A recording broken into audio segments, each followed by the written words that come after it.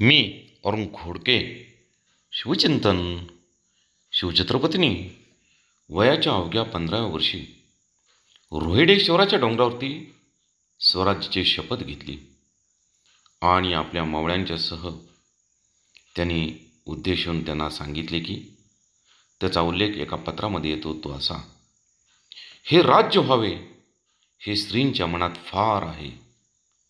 हे राज्य याचा खुलासा शिवरायांनी हिंदवी स्वराज्य असा केला.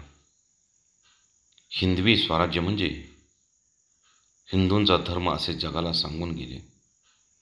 हिंदवी धर्म आणि हिंदवी राज्य हे एकाच नाण्याच्या दोन बाजू आहेत. बाहेरची बाजू म्हणजे हिंदवी स्वराज्य, आतील बाजू म्हणजे हिंदवी स्वराज्य. तिने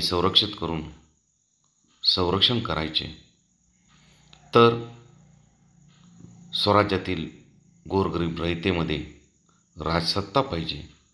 हे तत्त्व शिवरायांनी इसवी सन 1645 साली जाणले होते. पुढे संभाजी महाराजांच्या कालखंडात त्या तत्वासाठी, हिंदवी स्वराज्यासाठी त्यांनी आत्माहुती दिली.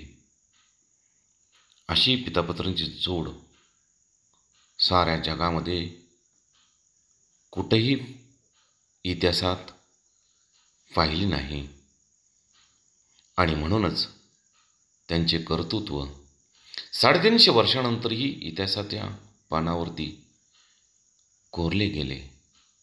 बहुत काय बोलणे, राम कृष्ण हरी.